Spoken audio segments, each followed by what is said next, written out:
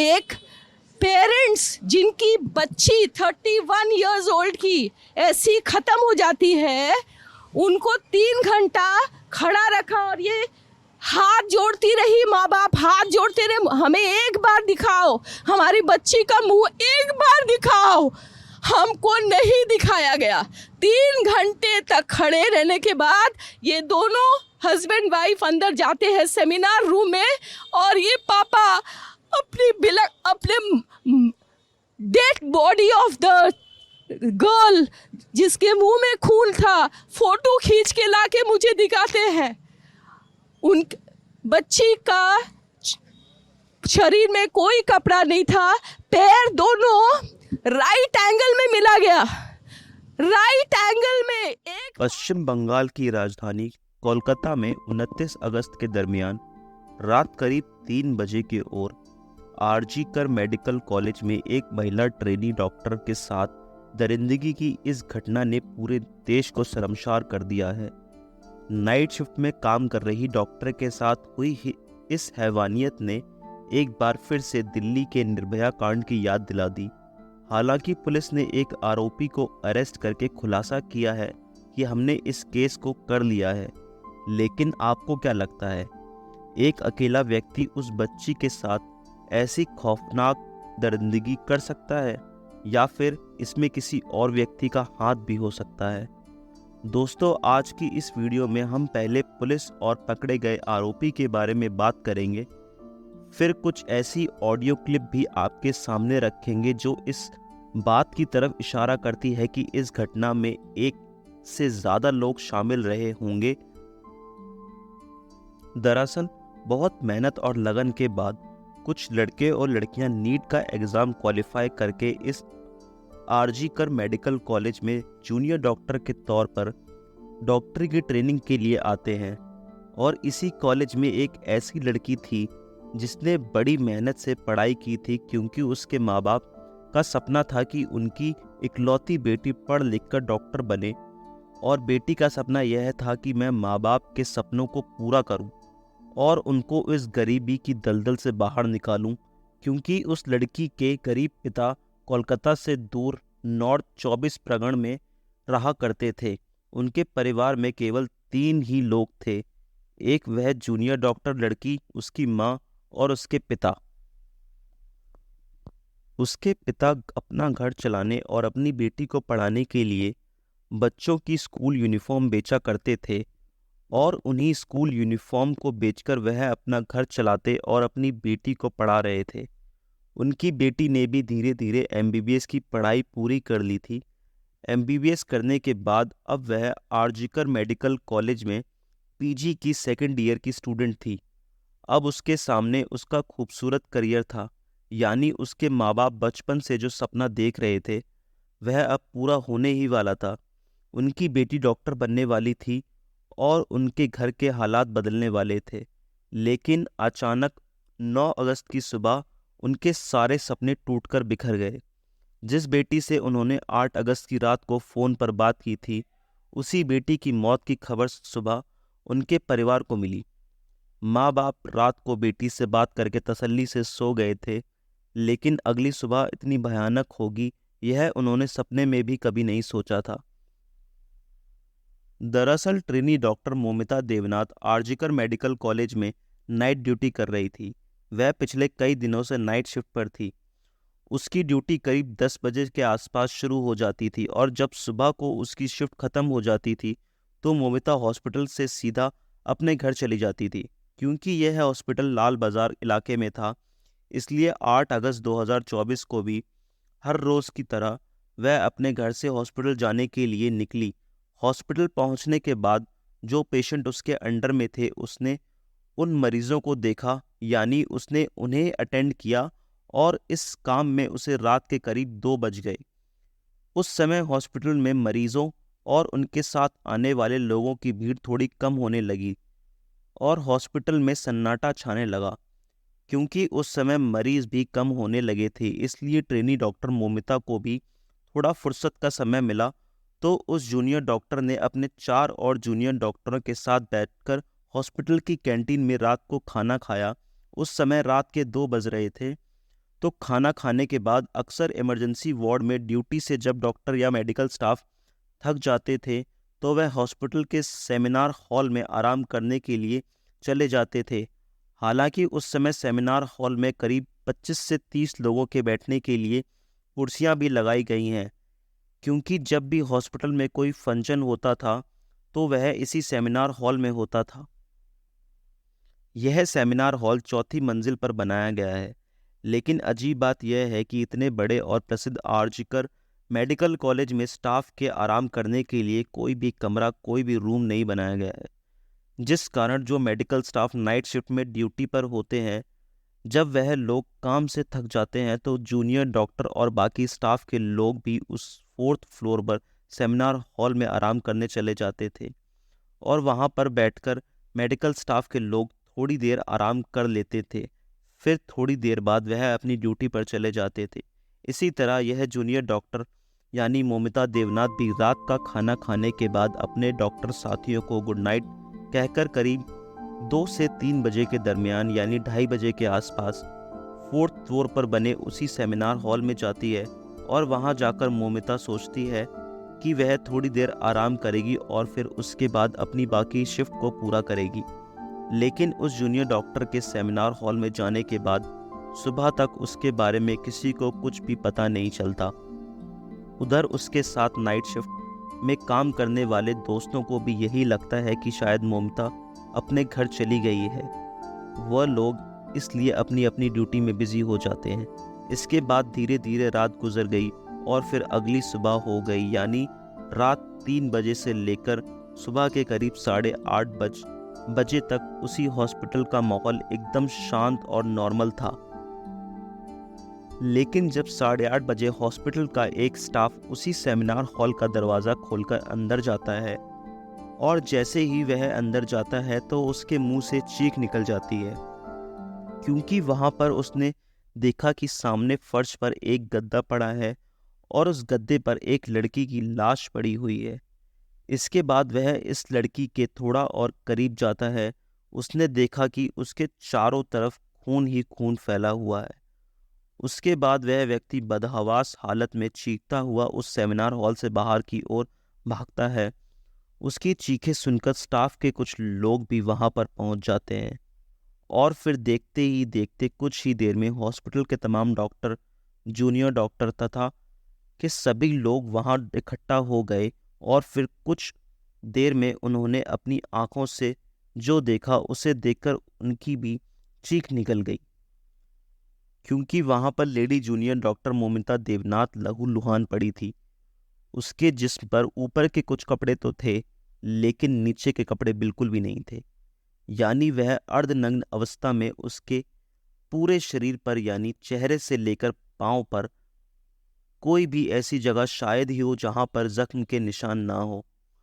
उसकी आंखों और चेहरे से खून रिस रहा था और पूरी बॉडी से भी खून रिस रहा था। इसके बाद आनन फानन में उस जूनियर डॉक्टर की लाश को कपड़ों से ढक दिया गया। हालांकि आमतौर पर ऐसे जख्मियों को या फिर लाशों को हॉस्पिटल ले जाया जाता है, लेकिन डॉक्टर मोमिता देवनाथ तो हॉस्पिटल में ही पड़ी थी और वहां पर मौजूद डॉक्टरों को उस समय यह पता चल गया था कि अब उसकी सांसें थम चुकी हैं और वह मर चुकी है। इसके बाद ट्रेनी डॉक्टर मोमिता देवनाथ को सीधा मुर्दा घर ले जाया गया। इसके बाद ट्रेनी डॉक्टर मोमिता देवनाथ की लाश को मुर्दा कर ले जाया गया, क्योंकि उस लाश की शिनाख्त पीजी सेकेंड ईयर की स्टूडेंट के रूप में हो चुकी थी। इसलिए जूनियर डॉक्टर मोमिता देवनाथ के घर वालों को भी इस घटना की सूचना दी गई। सूचना मिलते ही ट्रेनी डॉक्टर के घर कोहराम मच गया और फिर कुछ देर बाद उसके घर वाले भी हॉस्पिटल पहुंच गए।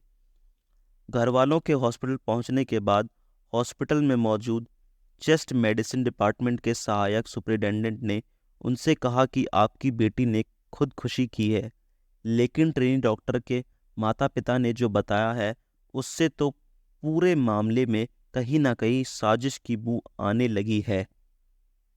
ट्रेनी डॉक्टर के पिता की माने तो सुबह के समय जब वह अपनी बेटी को देखने गए तो उन्होंने देखा कि उनकी बेटी के चेहरे पर खून टपक रहा था।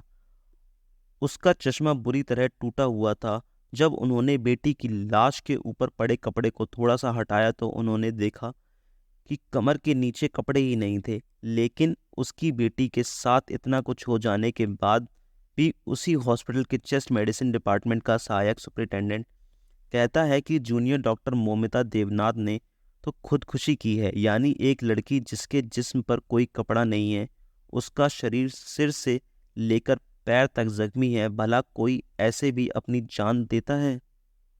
खैर, जब यह तमाम बातें चल रही थीं तो थोड़ी ही देर के अंदर ही अंदर इस घटना की खबर पूरे हॉस्पिटल के तमाम जूनियर डॉक्टर तक पहुंच गई। और जिन लोगों ने भी उस ट्रेनी डॉक्टर की लाश देखी, उन्होंने पहली ही नज़र में अंदाज़ा लगा लिया था कि यह सिर्फ कत्ल नहीं है, बल्कि उसके साथ ज़बरदस्ती हैवानियत भी की गई है। इसी वजह से सभी जूनियर डॉक्टर में गम और गुस्से का माहौल पैदा हो गया था, क्योंकि यह दरिंदगी एक सरकारी हॉस्पिटल के अंदर जूनियर डॉक्टर के साथ की गई है। लेकिन स्टूडेंट्स का गुस्सा अभी भी काबू में नहीं था। और इसी बीच शुरुआती पोस्टमार्टम रिपोर्ट भी आ गई, क्योंकि वह सभी लोग डॉक्टर थे और वो लड़की भी उन्हीं डॉक्टरों में से एक जूनियर डॉक्टर थी जिसके साथ यह सब कुछ हुआ। शुरुआती पोस्टमार्टम रिपोर्ट से ही उन सबको पता चल गया था कि उस ट्रेनी डॉक्टर के साथ क्या कुछ हुआ है और किस तरह से दरिंदगी की गई है। पोस्टमार्टम रिपोर्ट के मुताबिक उसकी दोनों आंखों से खून रिस रहा था, उसके मुंह से भी खून बह रहा था, ट्रेनी डॉक्टर के प्राइवेट पार्ट से भी खून बह रहा था, उसका पेट बुरी तरह से जख्मी था, उसका बायां पैर टूटा हुआ था, उसकी गर्दन भी टूटी हुई थी, दाहिना हाथ टूटा हुआ था, उसकी रिंग फिंगर भी टूटी हुई थी, होठों से खून बह रहा था, उसके जिस्म पर कई जगह दांतों से भी काटा गया था। यानी उस मासूम बच्ची के शरीर को बहुत ही बेदर्दी से नोचा गया था। आगे पोस्टमार्टम रिपोर्ट में था कि शायद इन सब के बाद आखिर में गला घोंटकर उसकी हत्या कर दी गई थी। लेकिन इस पोस्टमार्टम रिपोर्ट में भी कई चीज़ें क्लियर नहीं थी। जैसे कि यह तो क्लियर था कि डॉक्टर मोमिता के साथ ज़बरदस्ती हुई है, लेकिन यह क्लियर नहीं किया गया था कि उसके साथ साथ ज़बरदस्ती मौत से पहले हुई है या मौत हो जाने के बाद डॉक्टर के साथ जिंदा रहते की गई है या फिर उसकी लाश के साथ की गई है। पोस्टमार्टम रिपोर्ट आ जाने के बाद सभी जूनियर डॉक्टर के गुस्सा बर्दाश्त से बाहर हो गया और देखते ही देखते पूरे आरजीकर मेडिकल कॉलेज ने हड़ताल कर दी। और जब पुलिस ने अपनी जांच शुरू की तो फिर धीरे धीरे इस दरिंदगी और कत्ल की कहानी सामने आई। पुलिस ने सबसे पहले उस सेमिनार हॉल से जांच शुरू की थी जहां पर उस ट्रेनी डॉक्टर की लाश मिली थी, क्योंकि उस सेमिनार हॉल के अंदर कोई सीसीटीवी कैमरा नहीं था, जिस कारण यह पता नहीं चल पा रहा था कि उस रात सेमिनार के अंदर हुआ क्या था। इसके बाद कोलकाता पुलिस ने पता लगाना शुरू किया कि उस रात जूनियर डॉक्टर कब कहाँ थी, किस इमरजेंसी वार्ड में उसने ड्यूटी की थी। साथ ही नाइट ड्यूटी में जो उसके जूनियर डॉक्टर के दोस्त थे उन सभी चश्मदीदों से भी पूछताछ की गई। पूछताछ में पता चला कि डॉक्टर मोमिता ने आखिरी बार अपने उन्हीं 3-4 दोस्तों के साथ खाना खाया था। इसके बाद उन दोस्तों से भी पूछताछ की गई और इस सारी पूछताछ के बाद पुलिस ने अनुमान लगाया कि करीब 3 बजे के आसपास खाना खाकर वो lady junior doctor seminar hall में आराम करने के लिए गई थी। हॉस्पिटल के ज़्यादातर डॉक्टर और स्टाफ के लिए वहां जाकर आराम करना नॉर्मल था, क्योंकि सेमिनार के अंदर कोई कैमरा नहीं था, इसलिए पुलिस ने सेमिनार के आसपास लगे कैमरों पर फोकस किया। इत्तेफाक से पुलिस को 2 ऐसे कैमरे मिल गए जो उस सेमिनार हॉल के एंट्री और एग्जिट गेट पर कवर कर रहे थे। पुलिस ने चश्मदीदों को बताए गए समय के अनुसार यानी 3 बजे से लेकर लाश मिलने के समय तक 8 बजे तक सभी सीसीटीवी कैमरा को खंगालना शुरू किया तो बहुत सारे लोग उस सेमिनार हॉल की तरफ जाते हुए दिखाई दिए। उनमें कई नर्स भी थी, कई जूनियर डॉक्टर थे, इसके अलावा कुछ और स्टाफ के लोग भी थे। इसलिए पुलिस के सामने चुनौती यह थी कि अब उनमें से किस पर शक किया जाए। काफ़ी सोच विचार के बाद पुलिस ने इसका हल निकाला कि उस समय सीसीटीवी में सेमिनार हॉल के सामने से जो लोग नॉर्मल कपड़ों में गुजरते हुए दिखाई दे रहे थे, पुलिस ने उन सभी को अच्छे से चेक करना शुरू किया और साथ ही हॉस्पिटल स्टाफ के जो हेड हैं उन सबको बुलाकर सीसीटीवी दिखाया शुरू किया और उनसे कहा गया कि आप आइडेंटिफाई कीजिए कि इन लोगों में से कौन क्या है। हर एक को देखने पर पता चला कि उनमें से सारे हॉस्पिटल के स्टाफ ही हैं सिवाय एक व्यक्ति के। पुलिस ने जब उस व्यक्ति के बारे में पूछा तो पता चला कि वह स्टाफ नहीं है, बल्कि वो तो एक सिविल वॉलेंटियर यानी एक सामाजिक कार्यकर्ता के रूप में हॉस्पिटल में आता जाता रहता है। उसका काम लोगों की मदद करना, उनको हॉस्पिटल में भर्ती करवाना था। साथ ही वह व्यक्ति कोलकाता पुलिस के लिए भी काम किया करता था। कोलकाता पुलिस को कुछ इन्फॉर्मेशन देना या फिर उनके कुछ छोटे मोटे काम करना, उसके बारे में पूछताछ करने पर पता चला कि उसका नाम संजय रॉय है। हॉस्पिटल स्टाफ से पूछा गया कि संजय रॉय उस रात हॉस्पिटल में क्या कर रहा था। हॉस्पिटल के स्टाफ ने बताया कि संजय रॉय अक्सर रात को यहाँ आता रहता है। कई मरीज जिनको वह भर्ती कराकर जाता है उनके देखने के लिए, उनका हालचाल पूछने के लिए वह अक्सर यहाँ आता है। अभी वह लोग इस बारे में बात कर ही रहे थे कि तभी अचानक एक पुलिस ऑफिसर की नज़र संजय रॉय के गले पर पड़ी। दरअसल घटनास्थल की जांच की गई तो उस समय मौकाए वारदात से जूनियर डॉक्टर की लाश के पास से पुलिस को उसका लैपटॉप और मोबाइल फ़ोन के अलावा उस जगह पर एक नेकबैंड ब्लूटूथ मिला था, जो कि एक मोबाइल ब्लूटूथ डिवाइस से कनेक्ट होता है। पहले तो पुलिस को लगा कि शायद यह जूनियर डॉक्टर का ही है, क्योंकि उसका मोबाइल भी वहाँ पर पड़ा था। लेकिन जब उसको ब्लूटूथ से कनेक्ट करने की कोशिश की गई तो वह जूनियर डॉक्टर के फ़ोन से कनेक्ट नहीं हुआ। हालांकि उस दौरान भी पुलिस ने बहुत सारे लोगों के फ़ोन से उस नेकबैंड को कनेक्ट करने की कोशिश की थी, लेकिन उस समय वह किसी भी फ़ोन से कनेक्ट नहीं हुआ। लेकिन अब सीसीटीवी फुटेज में अचानक पुलिस की नज़र संजय रॉय पर पड़ गई, जो करीब 3 बजे के आसपास सेमिनार हॉल की तरफ जाता हुआ दिखाई दे रहा था और उसके चलने से लग रहा था कि वह लड़खड़ा रहा है। शायद वह नशे में था, लेकिन सबसे बड़ी चीज़ जिस पर पुलिस की नज़र पड़ी थी वह यह था कि जब वह वहाँ से गुजर रहा था तो तब उसके गले में नेक बैंड ब्लूटूथ नज़र आ रहा था। लेकिन जब वह सेमिनार हॉल से बाहर निकल रहा था तो तब उसके गले में ब्लूटूथ नहीं था। लेकिन ठीक उसी तरह की एक नेक बैंड ब्लूटूथ पुलिस ने उस महिला डॉक्टर की लाश के पास बरामद की थी और चेक करने पर पता चला कि वह ब्लूटूथ डॉक्टर का नहीं था।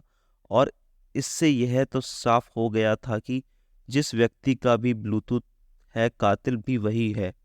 इसके बाद सीसीटीवी कैमरा के आधार पर जितने भी लोगों की चिन्हित किया गया, पुलिस ने उन सबके फ़ोन को उस ब्लूटूथ से कनेक्ट करने की कोशिश की, लेकिन फिर भी कई सफलता नहीं मिली।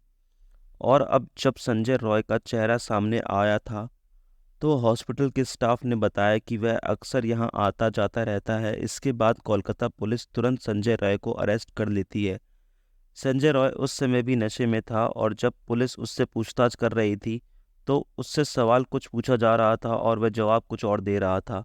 लेकिन पुलिस को जो ब्लूटूथ घटना स्थल से मिला था, एक पुलिस वाला उस ब्लूटूथ को संजय के मोबाइल से कनेक्ट करने की कोशिश करता है तो वह ब्लूटूथ संजय के मोबाइल से तुरंत कनेक्ट हो जाता है। इसके बाद जब उसका नशा उतरता है तो पुलिस उससे पूछताछ करती है, साथ ही उसके मोबाइल को भी चेक किया जाता है और यह पता लगाया जाता है कि 8 से 9 अगस्त को वह कहाँ कहाँ गया था। पुलिस उसके पूरे डेटा को खंगालती है और फिर पुलिस यह खुलासा करती है कि उस जूनियर डॉक्टर का कातिल और रेपिस्ट कोई और नहीं बल्कि संजय रॉय है। पुलिस के मुताबिक 8 अगस्त की रात को संजय हॉस्पिटल में पहुंचता है। इसके बाद वह हॉस्पिटल के पीछे एक सुनसान जगह बैठकर देर रात तक शराब पीता है और फिर हॉस्पिटल में इधर उधर घूमता रहता है। पुलिस का मानना था कि संजय सीसीटीवी कैमरे में एक तरफ जाता हुआ दिखाई दे रहा था, जिस तरफ सेमिनार हॉल है, और फिर करीब 40 मिनट बाद वहां से निकलता हुआ भी दिखाई देता है। इसका मतलब यह था कि रात को जो कुछ भी हुआ था वह 39 मिनट में हुआ था और वह ब्लूटूथ आरोपी को पकड़ने के लिए पुलिस के पास सबसे बड़ा सबूत था। क्योंकि वह ब्लूटूथ मौका वारदात से मिला था। और सबसे बड़ी बात तो यह कि संजय के गले में सेमिनार की तरफ जाते हुए तो ब्लूटूथ था, लेकिन आते हुए नहीं था। यानी जब उसका ब्लूटूथ गिरा था तो उस समय वह होश में नहीं था। इसके बाद संजय रॉय को अरेस्ट कर लिया गया, लेकिन जब उसके मोबाइल को अच्छे से चेक किया गया तो उसके मोबाइल फ़ोन में पॉर्न फिल्मों के अलावा कुछ भी नहीं था, जिससे उसकी मानसिकता का पता चलता है कि वह शराब पीने के साथ साथ पॉर्न फिल्में देखने का भी आदी है और इतनी शराब पीता है कि वह होश में नहीं रहता। इसके बाद जब उसके फैमिली बैकग्राउंड को खंगाला गया तो पता चला कि उसकी एक माँ है, लेकिन वह अपनी माँ का ख्याल नहीं रखता है। उसकी एक बहन भी है, लेकिन बहन उसकी बुरी आदतों की वजह से उससे कोई वास्ता नहीं रखती है। संजय रॉय ने 4 शादियां की है, जिनमें से 3 पत्नियां उसकी बुरी आदतों और हरकतों की वजह से उसे छोड़कर भाग गई हैं, जबकि चौथी पत्नी की किसी बीमारी के चलते 1 साल पहले ही मृत्यु हो गई थी। बहुत से लोग और रिश्तेदार तो यही समझते थे कि वह पुलिस में नौकरी किया करता है, क्योंकि उसने सबको यही बता रखा था कि वह पुलिस डिपार्टमेंट में है, जबकि वह पुलिस के लिए एक तरह से मुखबिर का काम किया करता था।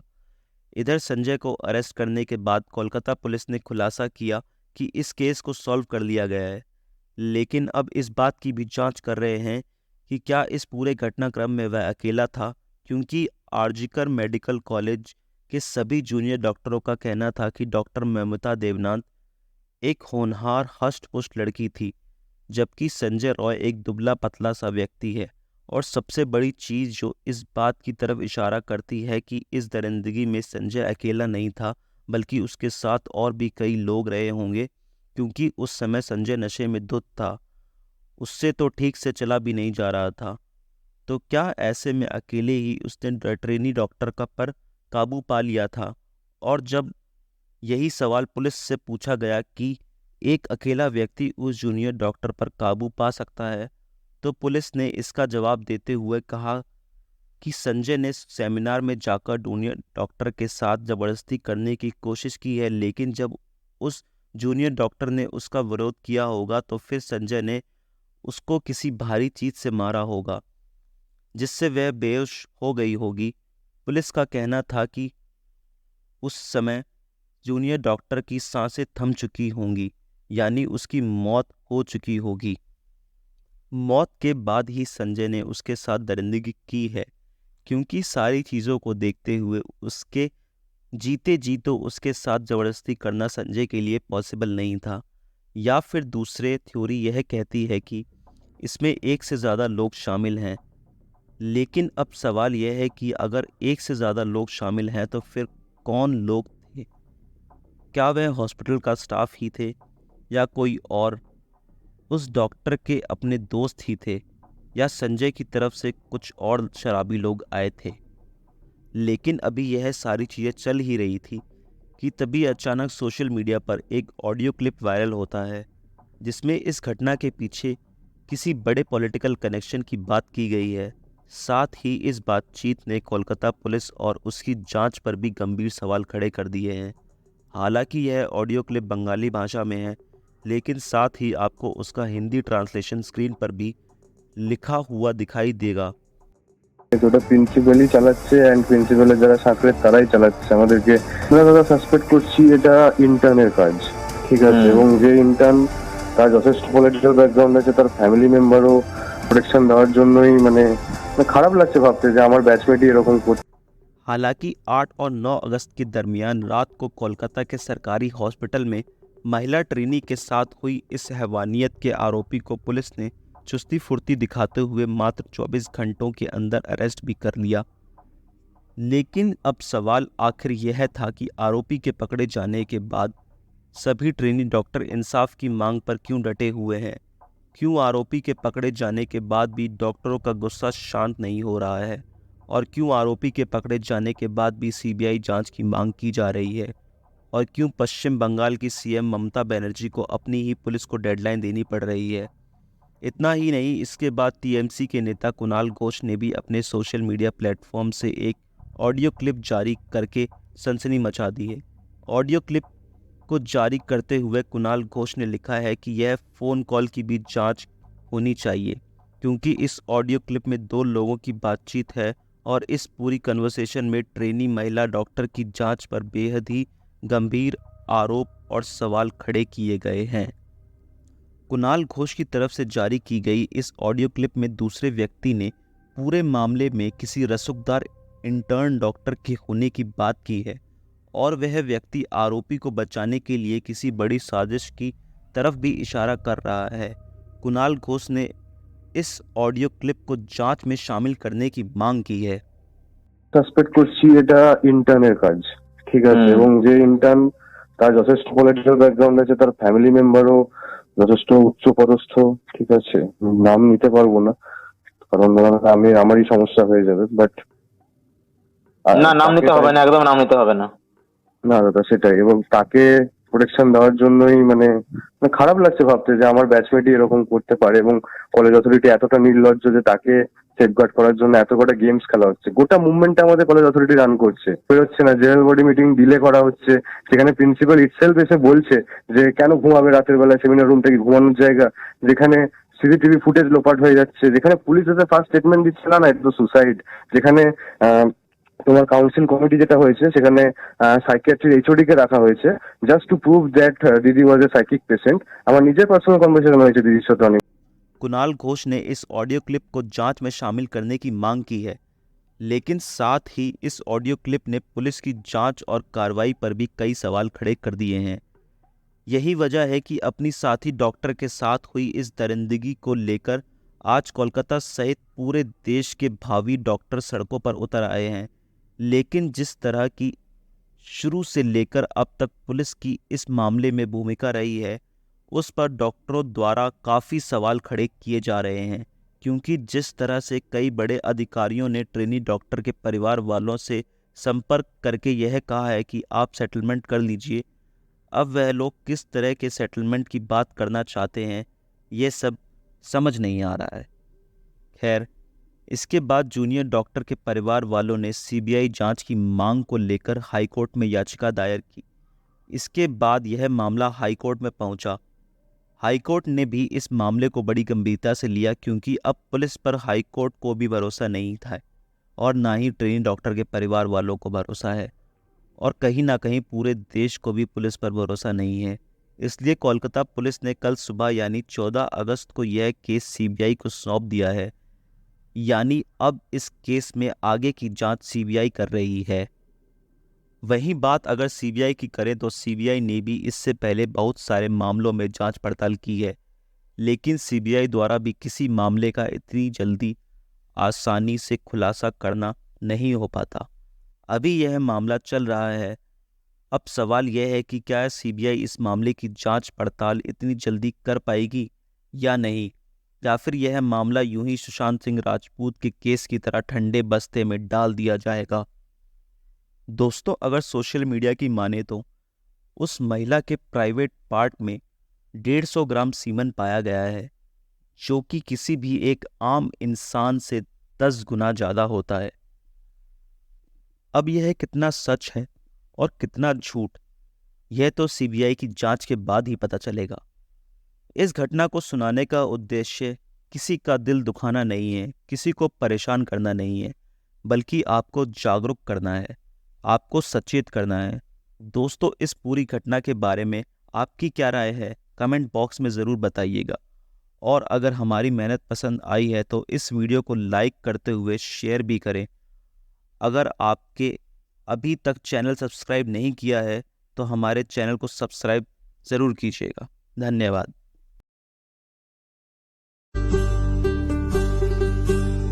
होरी चिड़ैया नन्ही सी चिड़िया अंगना में फिर आजा रे, होरी चिड़ैया नन्ही सी चिड़िया अंगना में फिर आजा रे।